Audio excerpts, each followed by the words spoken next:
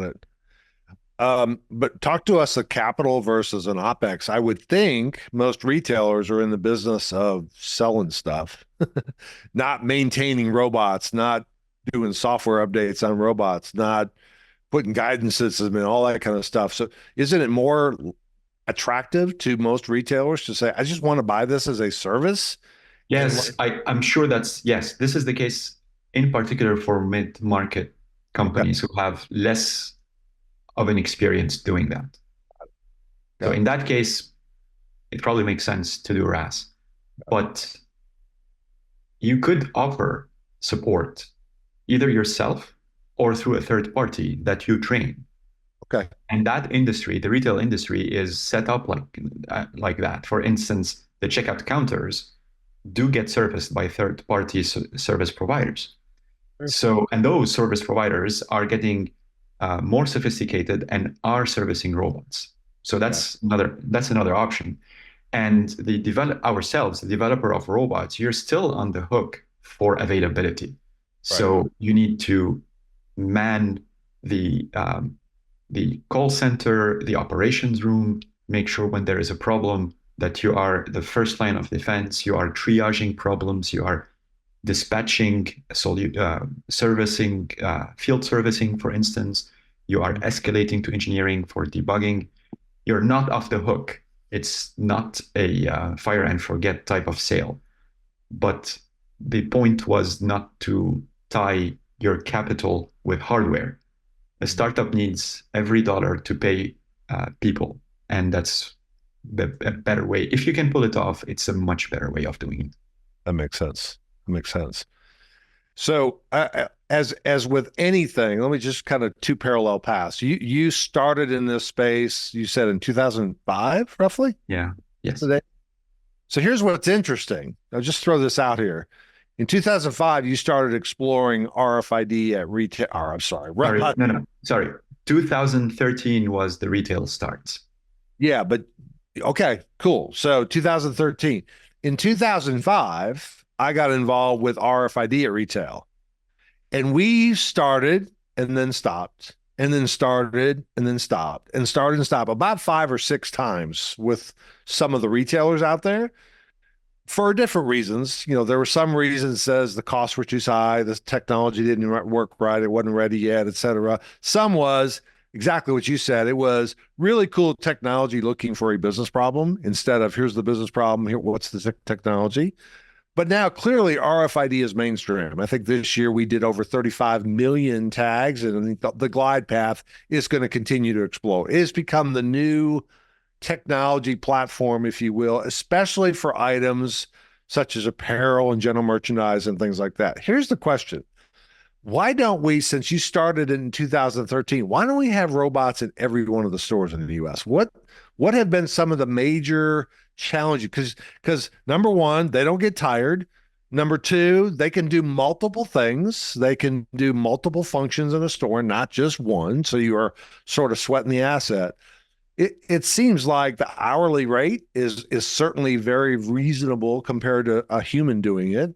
We're not displacing people because we have all these other tasks that we need people to do that we don't want to have them take time doing with robots. Why don't we have robots everywhere? I was in the business of answering this question. It's such a difficult answer. Your experience with RFID showed a 15-year sales cycle. Yeah, true. Do you know any startup that can sustain such a sales cycle? Not at all. Not at all. It's a kiss of death. Yeah. Can't do it. Time is money. You can't do it.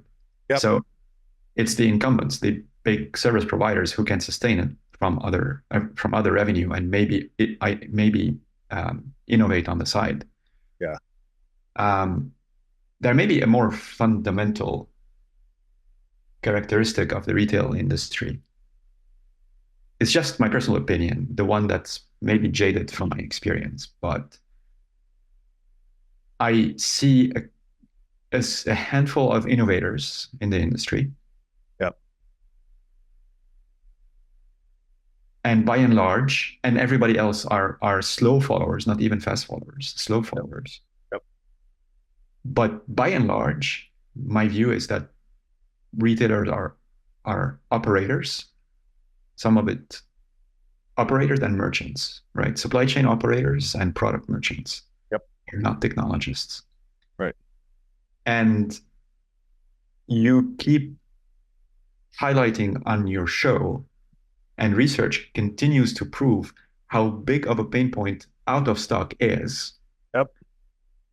And after 10 years of trying to do it firsthand, I am not so sure they are that interested in solving it.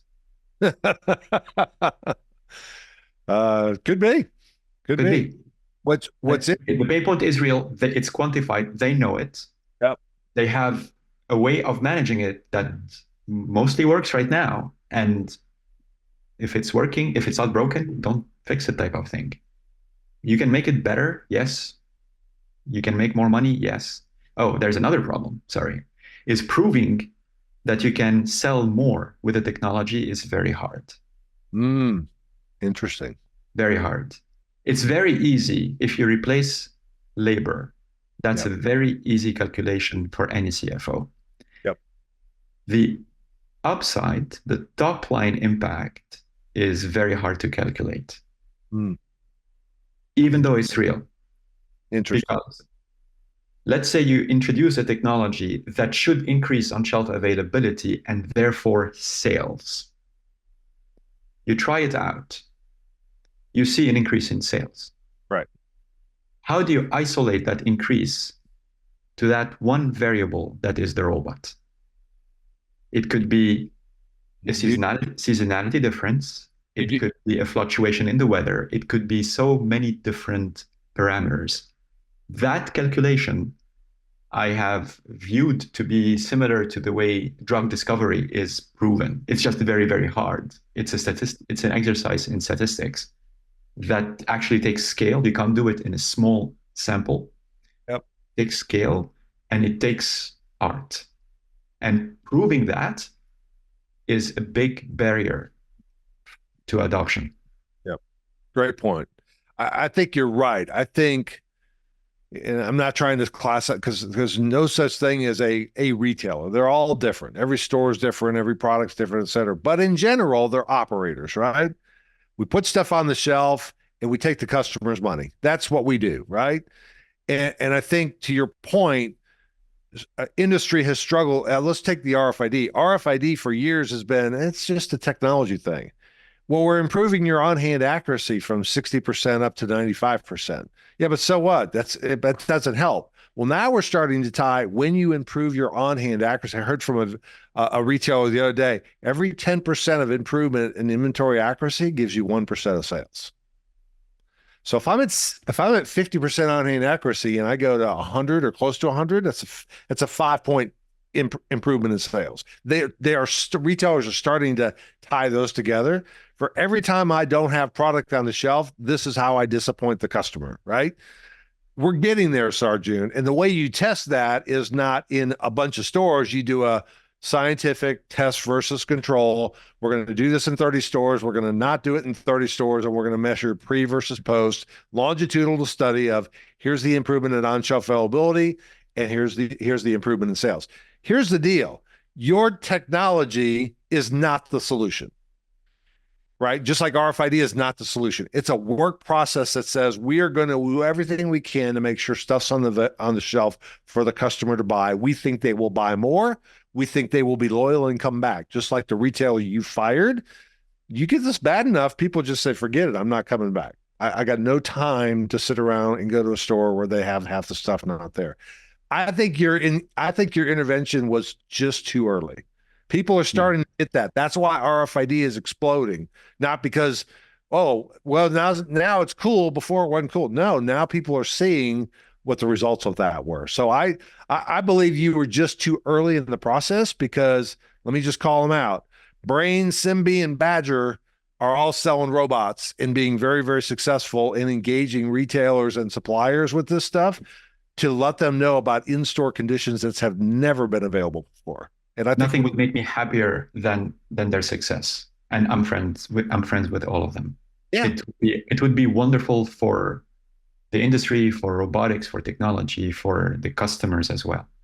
Correct. I think you're right. There is no single panacea.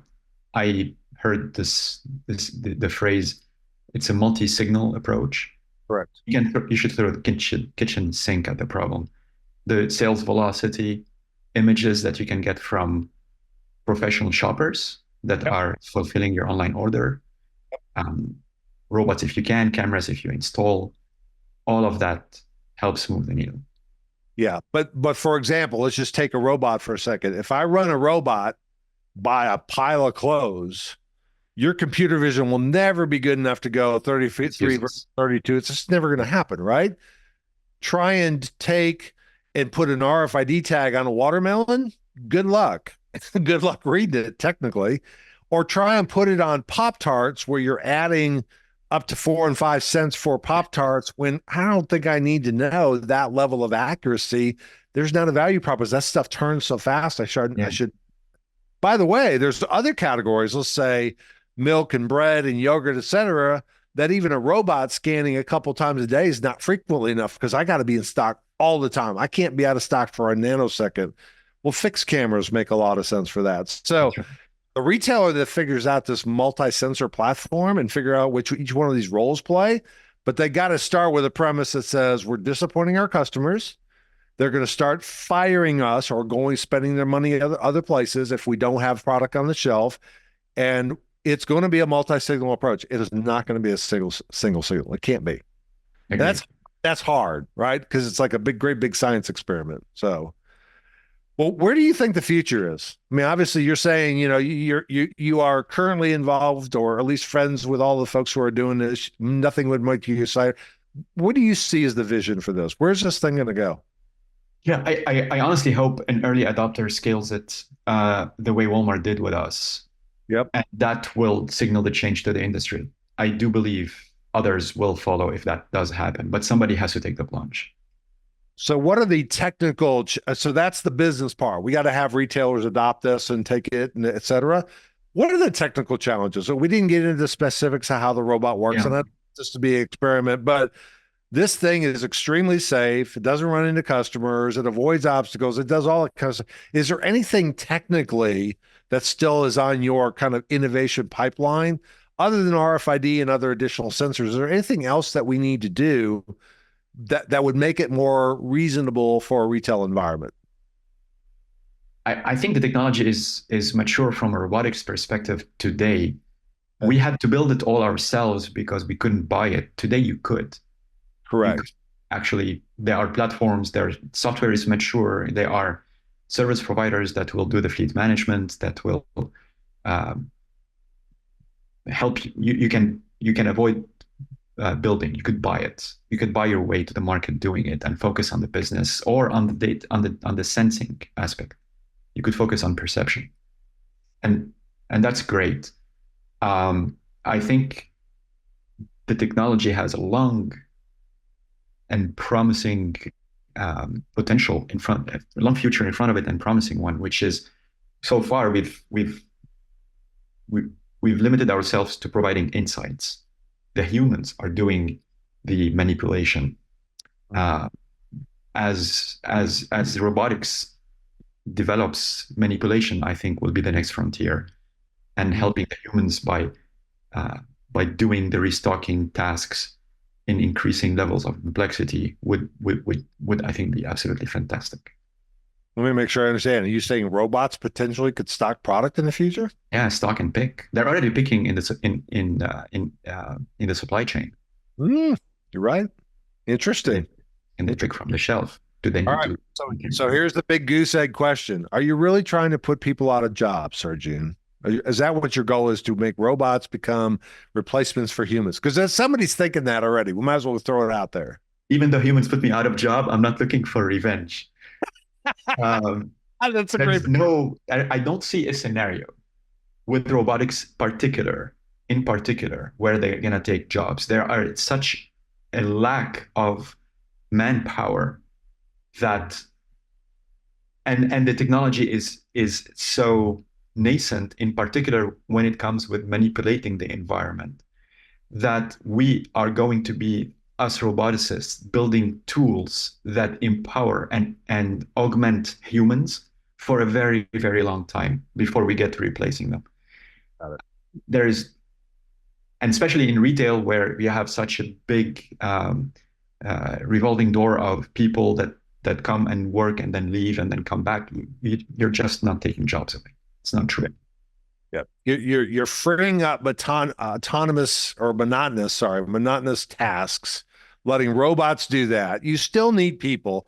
Guess what? I don't know that a robot will ever replace a human when it comes to working with a customer to solve a problem in a store. Can you show me where the Dawn soap is? Yeah, you might be able to guide me there, but I'm not sure really answering and having a discussion about that is something. But picking and stocking and scanning for outs and all that kind of stuff. Here's the other environment, and this is the game changer I haven't figured out how to break yet, but there's an opportunity out there, which is the retailer is not only the one who has a vested interest to make sure the stuff's on the shelf.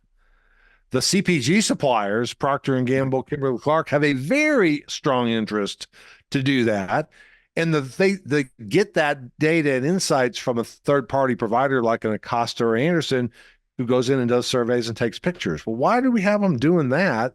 Let's tell them ahead of time, you're going into the store, we scanned it an hour ago, and these are the 5 things you got to go fix. Let's use AI and technology to enable them to get more work done rather than data collecting. It just doesn't. There are also things humans cannot do. For example, looking at a shelf and figuring out which products are misplaced is completely hard. Whereas with a picture, you could completely map out what should go where and have a guide, provide guidance as to how to fix things. 100%. Well, Sarjoun, I want to kind of wrap up this conversation with a question. This one to me is one I always ask people, and it's interesting where people take it. I've asked you a lot of questions.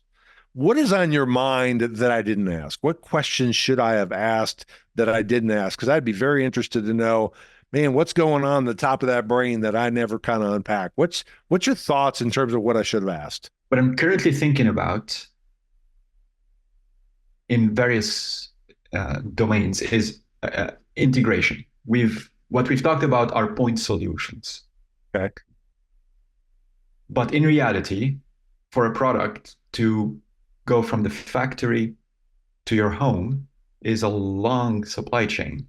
Very much. And there are point automation that are happening along the way, but they are typically done from independent companies and with little talking in between.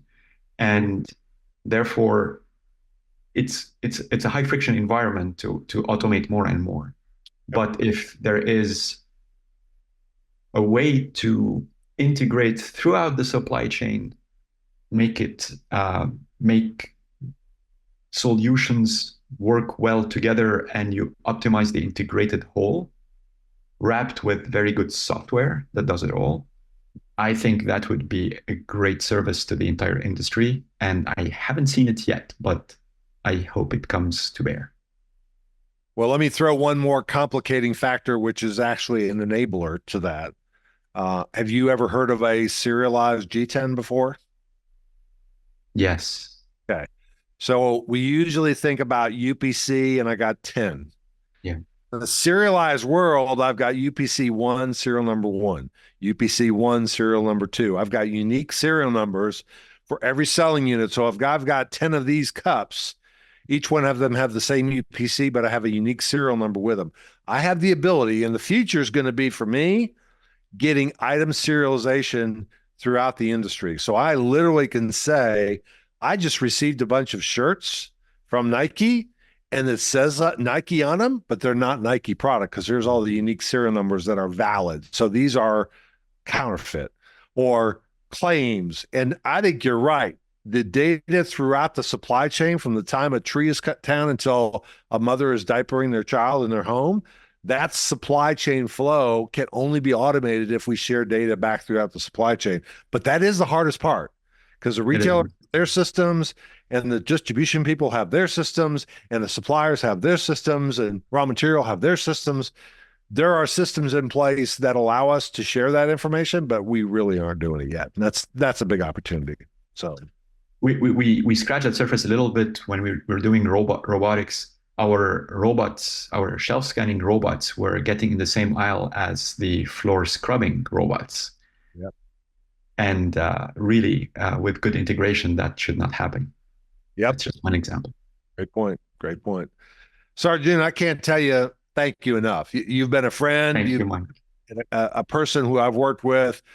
Frankly, every time I talk to you, my head hurts because you're so smart at this kind of stuff. You know how to do this stuff.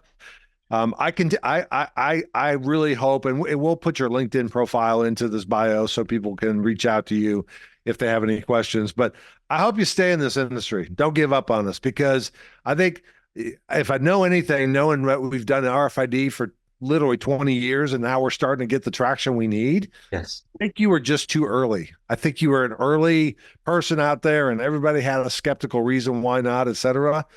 I think there's going to be a light at the end of the tunnel where I don't know that we'll have robots in every store, but the innovative retailers that want to be around not 5 years from now, but 50 years from now are going to have to invest in this to figure out how to mechanize work that's monotonous and tedious and you can't get people to do or do very well.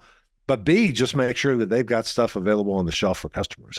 That to me is the big part. So very, very much for your time. And Mike, you've been an incredible support through the years. You've been selfless as well. I have to say it to everyone. You're genuine, and I count you as one of my friends. Thank you. Very good. Take care.